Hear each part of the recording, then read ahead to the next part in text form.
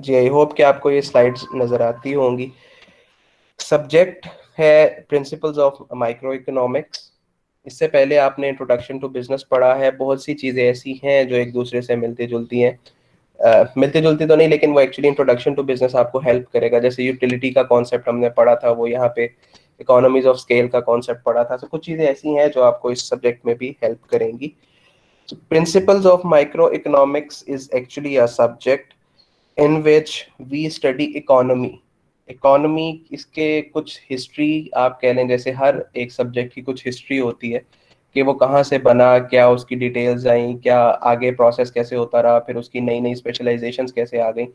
इसी तरह इकोनॉमिक्स की भी एक हिस्ट्री मौजूद है जो हम इस पूरे सब्जेक्ट में हिस्ट्री पढ़ेंगे। फिर डिमांड एंड सप्लाई की बात करेंगे, स्कार्सिटी की बात करेंगे, यूटिलिटी क्या होती है, law of diminishing marginal utility क्या होती है। इस किस्म की जो इकोनॉमी से रिलेटेड बेसिकली चीज़ें हैं वो सारी इकोनॉमिक्स के अंदर डील की जाती है और उन्हीं को पढ़ेंगे। बुक जो है, ये 3 बुक्स यहाँ पे रिकमेंड की हैं मैंने। प्रिंसिपल्स ऑफ इकोनॉमिक्स बाय मैनक्यू है, या इकोनॉमिक्स बाय सैमुअल्सन नॉर्डोस है, और तीसरी आईबीपी की कुछ रिसर्चेज हैं या पब्लिकेशंस हैं।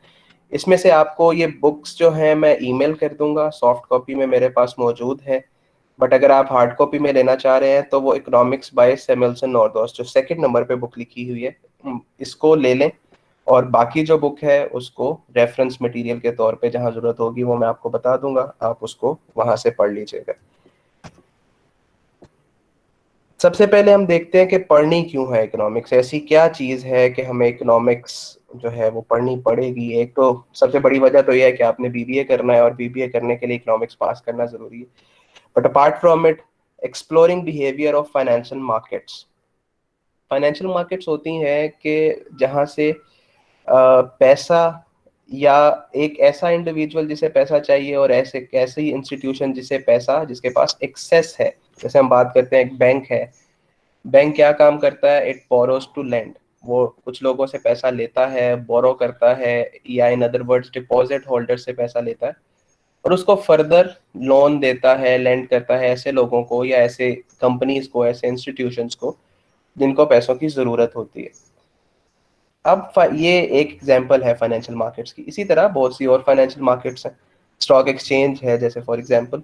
तो अब हम डेली बेस पे स्लैंग लैंग्वेज में, या एक नॉर्मल बिहेवियर, आप टीवी लगाएं और कभी न्यूज़ सुन रहे हो तो उसमें आपको सुनने को मिलता है कि आज स्टॉक एक्सचेंज इतने पॉइंट्स ऊपर चली गई, इतने पॉइंट्स नीचे आ गई, मार्केट में ये हो गया, उसकी वजह से ये इम्पैक्ट आ गया, मार्केट में महंगाई हो गई, इन्फ्लेशन हो गई, पेट्रोल की प्राइसेस अप हो गई, उनकी वजह से ये कमोडिटीज महंगी होंगी। बेसिकली इकोनॉमिक्स हमें इस पूरी फाइनेंशियल मार्केट के बिहेवियर को समझने में हेल्प करती है। ठीक है, हम कहते हैं ना कि इन्फ्लेशन हो गई है या चीज़ें महंगी हो गई हैं तो उसका इम्पैक्ट क्या क्या आ रहा है, या पेट्रोल प्राइसेस ज़्यादा हो गई हैं तो उसका इम्पैक्ट क्या क्या आ रहा है। मार्केट के अंदर एक नई कोई चीज़ आई है, उसकी वजह से एम्प्लॉयमेंट के ऊपर क्या इम्पैक्ट आएगा। Information technology Aahista Aahista grow कर रही है, उससे क्या इम्पैक्ट आ रहा है। सो ये जो पूरी फाइनेंशियल मार्केट कैसे रिस्पॉन्ड करती है, एक वेरिएबल की वजह से दूसरे किसी वेरिएबल के ऊपर क्या इम्पैक्ट आता है, ये सारा कुछ समझने के लिए हमें इकोनॉमिक्स की जरूरत पड़ती है। और इस वजह से इकोनॉमिक्स, ये this is actually the first point. Then why different per capita income. Here actually it's a term, per capita income. ये क्या होती है? पर कैपिटा इनकम आप कह सकते हैं कि एक पूरी इकोनॉमी की, अगर आप इनकम की एवरेज निकाल लें। एवरेज का मतलब ये है कि हर इंडिविजुअल एक डिफरेंट पैसे कमा रहा है या उसकी इनकम डिफरेंट है। फॉर एग्जाम्पल, हो सकता है कोई 1 लाख रुपए कमा रहा है, हो सकता है कोई 10 लाख रुपए कमा रहा है, हो सकता है कोई 5,000 रुपए कमा रहा है। सो पर कैपिटा इनकम एक ऐसी मेजर है या एक ऐसी कैलकुलेशन है जिसमें हमें ये पता चलता है कि इस पूरी इकोनॉमी की एवरेज क्या है। ठीक है, जैसे फॉर एग्जाम्पल 10 लोग हैं, एक की इनकम 10,000 है, एक की 1 लाख है, एक की 1,000 है, एक की 50,000 है। अब हमने जब एवरेज निकालना है तो क्या करना है, इन सबको ऐड करके नंबर ऑफ पर्सन पे डिवाइड कर देंगे। जैसे आप अपने मार्क्स की एवरेज निकालते हैं, यानी कि आपके 5 सब्जेक्ट्स हैं, आप पांचों सब्जेक्ट्स के मार्क्स को ऐड करेंगे जितने आपको मिले हैं ऑब्टेन्ड मार्क्स, और उसको 5 पे डिवाइड कर देंगे तो आपको एवरेज मिल जाएगी। इसी तरह पर capita income is average of all income, कि हम इससे एक आइडेंटिफाई कर सकते हैं कि अगर मार्केट में या अगर इकोनॉमी में पर कैपिटा इनकम किसी मुल्क की ज्यादा है, तो हम ये समझते हैं या इससे ये बात सामने आती है कि ये इकोनॉमी बेहतर है, इसमें हर बंदा ऑन एवरेज इतने पैसे अर्न कर रहा है। जैसे मैं पाकिस्तान की एग्जांपल दूं, लेट से हम कहते हैं पाकिस्तान की पर कैपिटा इनकम है $1200 पर ईयर। इसका मतलब ये होगा कि ऑन एवरेज हर पाकिस्तानी $1200 एक साल में कमाता है। फिर मैं कहता हूँ जी स्विट्जरलैंड की पर कैपिटा इनकम लेट से $25,000 है, तो इससे क्या पता चलता है कि स्विट्जरलैंड का हर शहरी ऑन एवरेज एक साल के अंदर 25,000 इनकम जनरेट करता है। अब यहाँ ये एक एक्चुअली टूल मिल रहा है, आप कह लें कि एक ऐसी मेजरमेंट मिल रही है जिससे हम दो डिफरेंट इकोनॉमीज को कंपेयर कर सकते हैं, एक ऐसी इकोनॉमी जो बेहतर है, एक ऐसी इकोनॉमी जो इतनी बेहतर नहीं है। सो ये भी हमें इकोनॉमिक्स बताती है। हाँ, ये बात जरूर डिबेटेबल है, या इस बात पे बहस हो सकती है कि पर कैपिटा इनकम एक अच्छा टूल है या नहीं है। ठीक है, अच्छा टूल इसलिए नहीं है कि अगर एक बंदा 1,000 कमा रहा है और एक बंदा 1,00,000 रुपए कमा रहा है, सो जब हम इनकी एवरेज निकालेंगे तो समहाउ 51,000 आएगी, जो कि ठीक नहीं है। मतलब एक बंदा 1,000 कमा रहा है, तो हम कैसे कह सकते हैं कि इस मुल्क की या इस इकोनॉमी की जो एवरेज इनकम है वो इतनी है।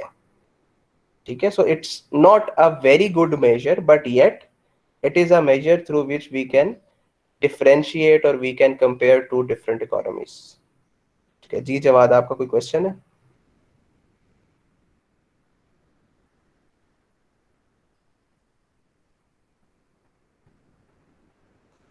Okay then, change in business cycle. हम देखते हैं कि बिजनेसेस हमेशा एक तरह नहीं चलते, कभी बिजनेसेस बूम पे चलते हैं, कभी बिजनेसेस खराब हो जाते हैं, कभी बिजनेसेस बहुत ज्यादा प्रॉफिटेबिलिटी में नहीं जाते।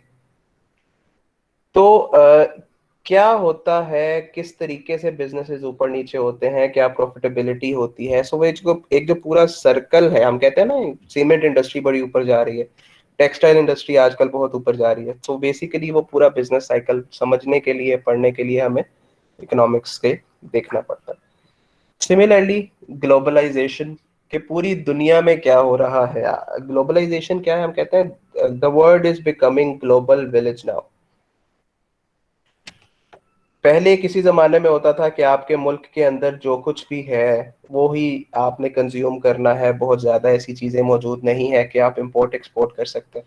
आज का दिन अगर हम देखें तो अमेजोन मौजूद है, अलीबाबा मौजूद है, अली एक्सप्रेस मौजूद है, पाकिस्तान में दराज मौजूद है। ऐसी इतनी सारी एप्स और इतने सारे प्लेटफॉर्म्स मौजूद हैं कि हम चाहें तो यूएसए की चीजें भी मंगवा लें, चाइना से चीजें भी मंगवा लें, जर्मनी से चीजें मंगवा लें। इंपोर्ट हो रही है, एक्सपोर्ट हो रही है। इसी तरह पाकिस्तान की वेजिटेबल्स या फ्रूट्स जो हैं एक्सपोर्ट हो रहे हैं ऐसे मुल्कों में जहाँ कभी वो थे भी नहीं। So this is globalization. ये पूरी ग्लोबलाइजेशन कैसे इम्पैक्ट करती है, कैसे एक चीज या कैसे एक मुल्क तरक्की कर जाता है, ये सारा कुछ इकोनॉमिक्स में स्टडी किया जाता है। सिमिलरली, मैं क्विकली इसको रैप अप कर रहा हूँ। Growth in development countries and tools for government policies means कि ऐसे ममालिक, तीन किस्म की हम इकोनॉमीज को लेते हैं। जी डेवलप्ड कंट्रीज जैसे यूएसए है, जैसे जर्मनी है, जैसे चाइना है, जिनको हम कहते हैं they are developed countries. Then developing countries, मतलब ऐसी कंट्रीज जो कि अभी डेवलप्ड तो नहीं है but they are improving themselves, जैसे पाकिस्तान है, जैसे इंडिया है, जैसे बांग्लादेश है। And then we have under developed countries, मतलब ऐसी कंट्रीज जहाँ पे बेसिक नेसेसिटीज मौजूद नहीं है, एथोपिया है, केनिया है, ऐसी कोई इकोनॉमीज जो अभी ठीक से प्रोग्रेस नहीं कर रहे। सो ये सारा कुछ समझने में इकोनॉमिक्स हमारी हेल्प करती है। और फिर अगर सिचुएशन अच्छी नहीं है तो उनको इम्प्रूव कैसे करना है, ये सारा कुछ भी हमें इकोनॉमिक्स बताती है। ठीक है, सो बेसिकली ये कुछ रीजंस हैं, वैसे तो बहुत सारी और रीजंस भी हैं, but these are some major reasons why we are going to study this subject that is economics. यहाँ तक कोई बात समझ नहीं आई तो पूछ लें। सर आपने कंट्रीज के बारे में कुछ बताया था, under develop countries, D develop countries, इसको एक दफा रिपीट कर दीजिएगा। देखें, डेवलप्ड कंट्रीज वो हैं जहाँ पे बेसिक नेसेसिटीज पूरी हैं, people are getting much better per capita income, लोग खुशहाल हैं, उनके पास टेक्नोलॉजी अवेलेबल है, दे आर प्रोग्रेसिव, वो दुनिया के ऊपर comparatively they are better, they have better economic measure in comparison to other countries. So हम उनको कह रहे हैं डेवलप्ड, कि वो डेवलप हो चुकी हैं, दे आर जैसे चाइना की आप एग्जांपल ले लें, जैसे आप यूएसए की एग्जांपल ले लें, आप यूरोप में बहुत से कंट्रीज की एग्जांपल ले लें, दे आर डेवलप्ड कंट्रीज। फिर कुछ ऐसी कंट्रीज आती हैं जो अभी डेवलप्ड नहीं है but they are improving themselves, जैसे पाकिस्तान है, जैसे इंडिया है, जैसे बांग्लादेश है, जैसे मालदीव्स है, जैसे श्रीलंका है। इनको हम कहते हैं डेवलपिंग। ठीक है, डेवलपिंग का मतलब होता है ये है कि अभी ये ऑनगोइंग प्रोसेस में है, ये इम्प्रूव हो रही है। And then third one is underdeveloped, मतलब ये वो है जो कि डेवलप नहीं हो रही, डेवलप है भी नहीं और अभी उस रेस में भी नहीं आई। They do not have basic facilities, education sector अच्छा नहीं है, हेल्थ सेक्टर अच्छा नहीं है, स्पोर्ट्स सेक्टर अच्छा नहीं है, उनके लोगों के पास एवरेज इनकम बहुत कम है, दे आर पुअर पीपल। ठीक है, तो इस किस्म की जो इकोनॉमीज हैं उनको हम कहते हैं under developed countries. Okay, then coming forward जी, जो सब्जेक्ट है हमारा माइक्रो इकोनॉमिक्स का, ब्रॉडली हम दो हिस्सों में इकोनॉमिक्स को डिवाइड करते हैं। एक है माइक्रो इकोनॉमिक्स, एक है मैक्रो इकोनॉमिक्स। अभी कमिंग स्लाइड में इसकी फर्दर डिटेल्स में जाएंगे। माइक्रो इकोनॉमिक्स को हम रिलेट करते हैं, इसको फाउंडर कह लें या जो बिल्कुल इनिशिएट हुई थी, that was a book which was written by Adam Smith in 1776। इसका नाम था Wealth of Nations. Basically economics जब नहीं थी तो इकोनॉमिक्स से पहले ये पॉलिटिकल साइंस एक सब्जेक्ट होता था, जो जिसके अंदर ही इकोनॉमिक्स को डिस्कस किया जाता था, या जो इकोनॉमिक्स एक्चुअली पॉलिटिकल साइंस ही सब्जेक्ट हुआ करता था। देन एडम स्मिथ ने 1776 में एक बुक लिखी जिसका नाम मैंने आपको बताया, वेल्थ ऑफ नेशंस। इसके अंदर इन्होंने कॉन्सेप्ट दिया कि इकोनॉमिक्स जो है it should be a separate subject. ठीक है, सेपरेट सब्जेक्ट ये तब से बना जब एडम स्मिथ ने अपनी बुक वेल्थ ऑफ नेशंस में कहा, और इन्होंने एक डेफिनेशन दी इकोनॉमिक्स की, that economics is a science of wealth. ठीक है, economics is a science of wealth. या स्लाइड शेयर कर देते हैं या फिर ये इसी तरह। जी दोबारा बोले। क्या हुआ? जी आप कोई बात कर रहे हैं बेटा?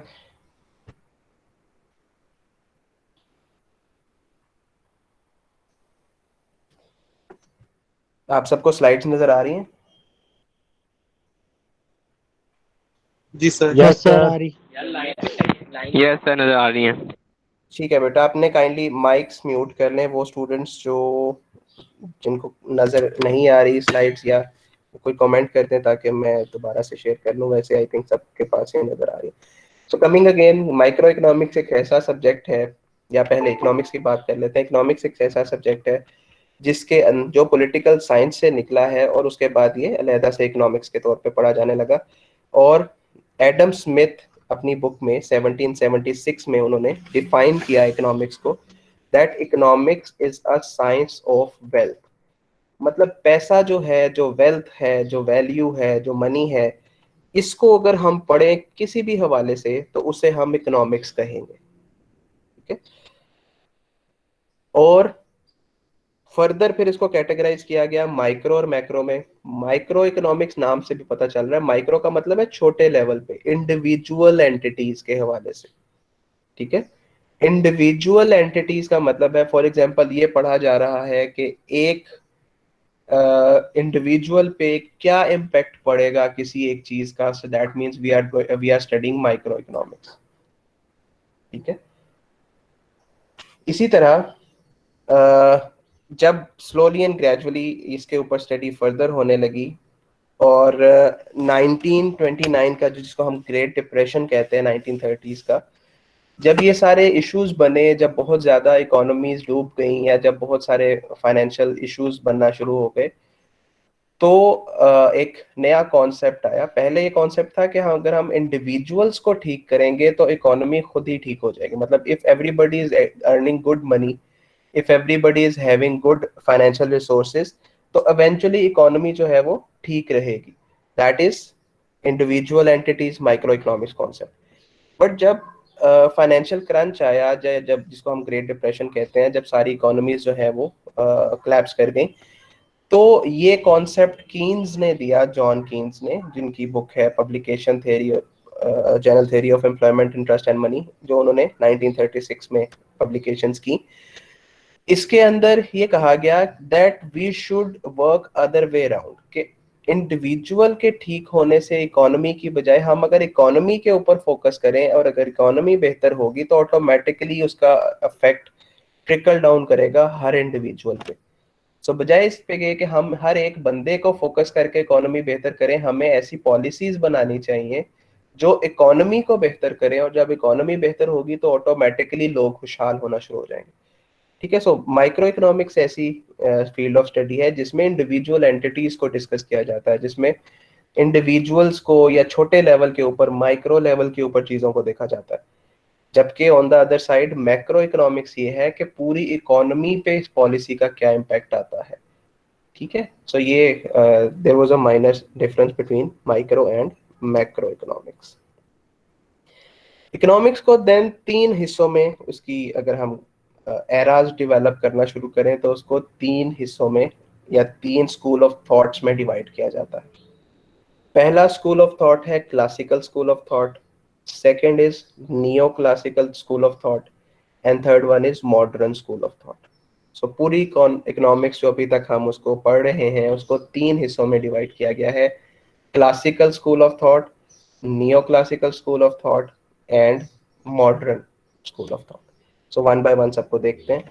क्लासिकल स्कूल ऑफ थॉट के जो जो बेसिकली इकोनॉमिक्स के फाउंडर थे, Adam Smith, classical school of thought, उन्हीं को उसी पूरे एरा को हम क्लासिकल स्कूल ऑफ थॉट के नाम से जानते हैं। उन्होंने डिफाइन किया इकोनॉमिक्स को that economics is a science of wealth.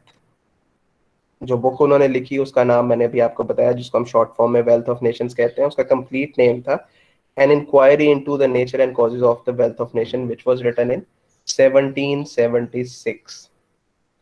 तो इनके मुताबिक इकोनॉमिक्स एक साइंस है। अब साइंस क्या होती है? There is a difference between science and social science and arts.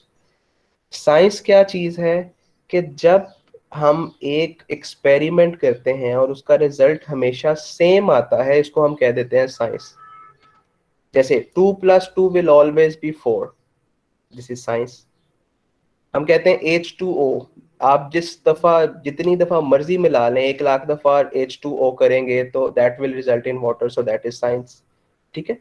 सो जो क्लासिकल स्कूल ऑफ थॉट है वो कहते हैं कि वेल्थ की जो स्टडी है एक्चुअली एक ऐसी स्टडी जो कि जिसको हम साइंस कह रहे हैं, और वो पैसों से रिलेटेड, वेल्थ से रिलेटेड है। Economics is a science of wealth. अब वेल्थ के हवाले से उसको 4 कैटेगरीज, या वेल्थ के हवाले से उसको 4 चीजों में फर्दर एक्सप्लेन किया गया कि वेल्थ क्या क्या हो सकती है। या तो प्रोडक्शन ऑफ वेल्थ हो सकती है, या कंजम्पशन ऑफ वेल्थ हो सकती है, या डिस्ट्रीब्यूशन ऑफ वेल्थ हो सकती है, या एक्सचेंज ऑफ वेल्थ हो सकती है। What does that mean? The first thing is production of wealth, कि या तो वेल्थ प्रोड्यूस हो सकती है। प्रोड्यूस होने का मतलब आप कोई चीज ग्रो कर रहे हैं, आप कोई चीज बना रहे हैं, आप कोई चीज मैन्युफैक्चर कर रहे हैं, आप कोई चीज, जैसे इंट्रोडक्शन टू बिजनेस में आपने पढ़ा था, इंडस्ट्री की बात हम करते हैं, सर्विसेज की हम बात करते हैं। सो दैट मीन्स या तो आप वेल्थ जनरेट कर रहे हैं, प्रोड्यूस कर रहे हैं, so that everything which comes under production of wealth, वो, इसका मतलब है जो भी प्रोड्यूस होगा, अगर वो पैसा जनरेट कर रहा है, वेल्थ जनरेट कर रहा है, इसका मतलब है कि वो साइंस में पढ़ा जाएगा। ठीक है। फिर second is consumption of wealth, कि कहाँ कहाँ वेल्थ जो है वो कंज्यूम हो रही है। ड्यूरेबल्स पे होती है, नॉन ड्यूरेबल प्रोडक्ट्स पे होती है। जैसे ड्यूरेबल्स कौन है? कि मशीनरी है, प्लांट है, लैंड है, बिल्डिंग है। ऐसी तमाम चीजें जो ड्यूरेबल्स हैं, जो मेंटेन रह सकती हैं। नॉन ड्यूरेबल मींस ऐसी चीजें जो पेरिश हो जाएंगी, खत्म हो जाएंगी एक सर्टेन टाइम पीरियड के बाद, जैसे फ्रूट है, वेजिटेबल्स है, ऐसी चीजें जो कि ड्यूरेबल नहीं है, एक बहुत लंबे अरसे तक नहीं चल सकती। सो पहली चीज क्या थी कि ऐसी कोई भी चीज जिसकी वजह से वेल्थ प्रोड्यूस हो रही है, हम उसे कहते हैं प्रोडक्शन ऑफ वेल्थ, और इसका मतलब ये है कि प्रोडक्शन ऑफ वेल्थ इकोनॉमिक्स में स्टडी की जाएगी। फिर सेकंड, कंज्यूम कैसे होगी, ड्यूरेबल पे होगी, नॉन ड्यूरेबल प्रोडक्ट्स पे होगी, कहाँ पे उसको हम वेल्थ को लगाएंगे। अगर ऐसी भी कोई भी चीज हम पढ़ रहे हैं तो इसका मतलब है हम इकोनॉमिक्स पढ़ रहे हैं। Then distribution of wealth.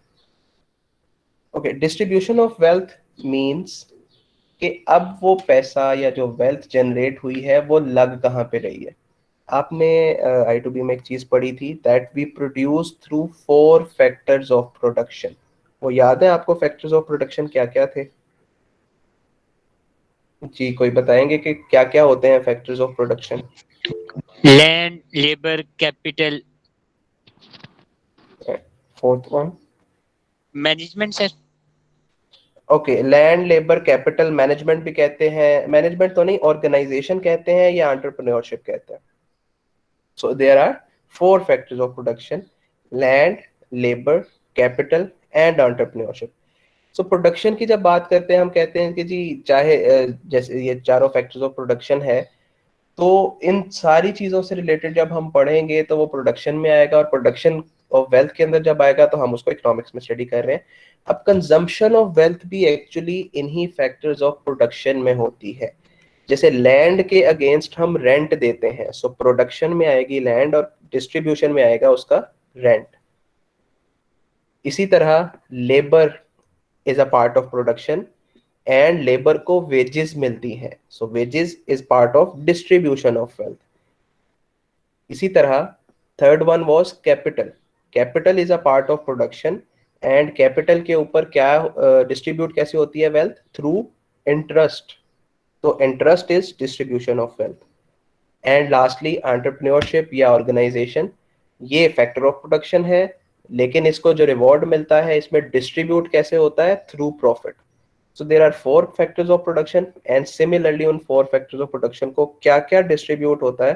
That is distribution of wealth. Land के against rent, labor के against wages, capital के against interest and entrepreneurship के against profit. And lastly exchange of wealth. Exchange of wealth means हम एक product से दूसरी product, पैसे से कोई दूसरी product जब हम खरीदते हैं, so that means we are exchanging over wealth. A product को दे के बी प्रोडक्ट खरीद रहे हैं, ए पैसे को दे के बी यूटिलिटी ले रहे हैं, that is exchange of wealth. So Adam Smith ये एक्सप्लेन करते हैं इकोनॉमिक्स को, that economics is a science of wealth and wealth 4 हिस्सों में डिस्ट्रीब्यूटेड है, that is production of wealth, distribution of wealth, consumption of wealth and exchange of. Production में 4 factor of production आ जाते हैं, कंजम्पशन में ड्यूरेबल नॉन ड्यूरेबल गुड्स आ जाती हैं, distribution में उन्हीं फैक्टर्स ऑफ प्रोडक्शन के अगेंस्ट जैसे डिस्ट्रीब्यूट होती है, यानी कि रेंट है या वेजेस है या इंटरेस्ट है या प्रॉफिट है। And exchange of wealth means कि जब दो वेल्थ डिफरेंट शेप्स की आपस में एक्सचेंज हो रही हैं ताकि नीड सेटिस्फाई हो सके। सो इनसे रिलेटेड हम जो भी पढ़ेंगे, जो भी चीज इनके साथ डील की जाएगी, that means it is economics. ये कहना था एडम स्मिथ का, जो बिलोंग करते थे क्लासिकल स्कूल ऑफ थॉट के साथ। जी, यहां तक कोई क्वेश्चन है तो पूछ लो।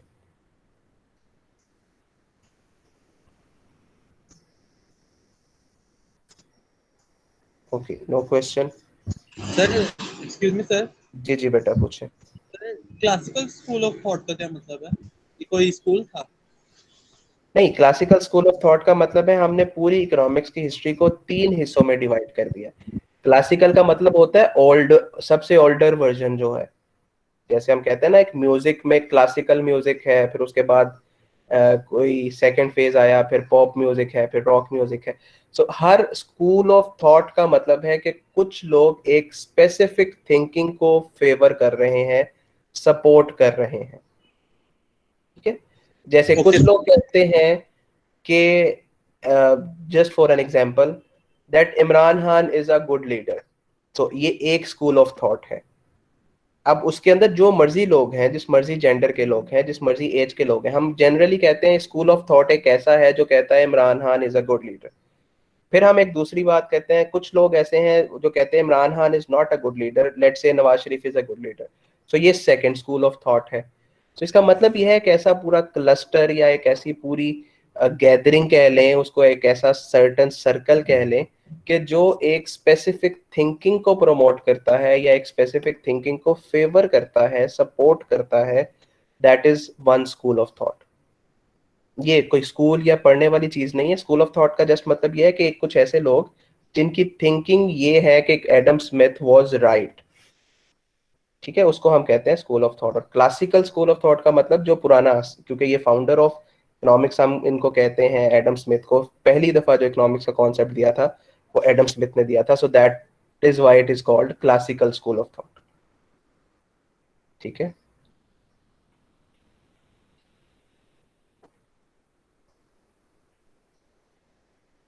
Okay then coming to the economic, हम इशू क्या है या जिसको हम कहते हैं कि दुनिया के अंदर इकोनॉमिक्स पढ़ने की वजह क्या थी, या ये जो अभी हमने वेल्थ की सारी बातें की, डिस्ट्रीब्यूशन है, प्रोडक्शन है, एक्सचेंज है, ये हम एक्चुअली देयर आर 3 क्वेश्चंस जो हर इकोनॉमिक ऑर्गेनाइजेशन को आंसर करने पड़ते हैं और जिस वजह से हम इकोनॉमिक्स पढ़ते हैं। पहला है व्हाट टू प्रोड्यूस, क्या बनाया जाए। क्या बनाया जाए का मतलब है there are lot of options. आप वीट प्रोड्यूस कर लें, आप राइस प्रोड्यूस कर लें, आप बार्ले प्रोड्यूस कर लें, डेट्स प्रोड्यूस कर लें, गोल्ड निकाल लें, ऑयल निकाल लें, you have millions of options.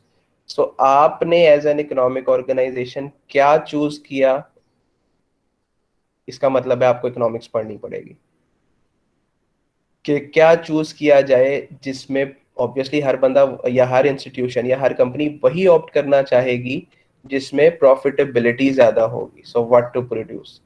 Then second is how to produce, कैसे बनाया जाए। आपके पास मैनुअल प्रोसेसेस भी हैं, आपके पास हैवी मशीनरी भी मौजूद है, आपके पास ऑटोमेशन भी है, आपके पास आर्टिफिशियल इंटेलिजेंस भी है, कंप्यूटर सिस्टम्स भी है, रजिस्टर सिस्टम भी है, मैनुअल सिस्टम भी है। सो आपकी ऑर्गेनाइजेशन को क्या सूट करता है, it varies from one organisation to another organisation. So that means how to produce. And lastly whom to produce, किसके लिए बनाया जाए। ठीक है, एक इंडिविजुअल के लिए बनाया जाए, एक कंपनी के लिए बनाया जाए, अपर क्लास के लिए बनाया जाए, मिडिल क्लास के लिए बनाया जाए, लोअर मिडिल के लिए बनाया जाए। तो there are 3 questions that every organisation want to have an answer before going into profitability, या आप इसको कह लें कि ये चीजें हर ऑर्गेनाइजेशन को सोचना पड़ती हैं जब वो वेल्थ की बात करती हैं, कि क्या बनाया जाए, कैसे बनाया जाए और किसके लिए बनाया जाए। कैसे बनाया जाए ये मैंने आपको अभी बताया। There are 4 factors of production, जिसमें लैंड है, लेबर है, कैपिटल है एंड एंटरप्रेन्योरशिप है। लैंड के अगेंस्ट रेंट मिलता है, लेबर के अगेंस्ट वेजेस मिलती हैं, कैपिटल के अगेंस्ट इंटरेस्ट मिलता है एंड एंटरप्रेन्योरशिप के अगेंस्ट प्रॉफिट मिलता है। चाहिए थी जी क्लासिकल स्कूल ऑफ थॉट। फिर हम बात करते हैं neo classical school of thought, that is actually in between the classical and modern. मतलब ऐसी स्कूल ऑफ थॉट जो क्लासिकल स्कूल ऑफ थॉट से प्रोग्रेस कर गई, आगे आ गई और अभी मॉडर्न से पीछे है, जो यानी कि इसके ऊपर मजीद रिसर्च बाद में हुई। Neo classical school of thought के जो फाउंडर हैं, ही वाज एल्फ्रेड मार्शल। इन्होंने अपनी एक बुक लिखी थी प्रिंसिपल्स ऑफ इकोनॉमिक्स 1890 में, जिसमें डिफाइन किया इकोनॉमिक्स को, that economics is a science of material welfare. ठीक है, now material welfare, Adam Smith कहते थे economics is a science of wealth, जबकि एल्फ्रेड मार्शल कहते हैं कि वेल्थ तो है, वेल्थ की स्टडी तो है, लेकिन इसके साथ साथ इंसानों को भी स्टडी किया जाता है, ये भी इकोनॉमिक्स में होनी चाहिए। क्योंकि सिर्फ वेल्थ प्रोड्यूस कर लेना कमाल नहीं है, वो किसके लिए प्रोड्यूस की गई है, कैसे प्रोड्यूस की गई है, किसने प्रोड्यूस की है, ये सारा कुछ भी इम्पोर्टेंट है। वो वेल्थ क्योंकि इंसानी जिंदगी को अफेक्ट करती है, असरअंदाज होती है उन पे, सो इसलिए हमें सिर्फ वेल्थ को नहीं पढ़ना चाहिए बल्कि उस वेल्थ का मैन काइंड पे क्या इम्पैक्ट आता है ये भी पढ़ना चाहिए। सो इसको हम कहेंगे economics. So this is neo classical school of thought. ठीक है, so Marshall argued that the subject was both the study of wealth तक की बात एडम स्मिथ वाली है, and the study of mankind, ये चीज साथ में ऐड कर दी गई कि सिर्फ पैसे को नहीं बल्कि उस पैसे का मैनकाइंड पे, इंसानियत पे क्या असर पड़ेगा या पड़ रहा है, ये भी पढ़ा जाएगा। सो इसको भी हम इकोनॉमिक्स कहेंगे। Excuse me sir. जी बेटा। सर अफ्तारी का टाइम हो रहा है, हम थोड़ी सी ब्रेक ले सकते हैं?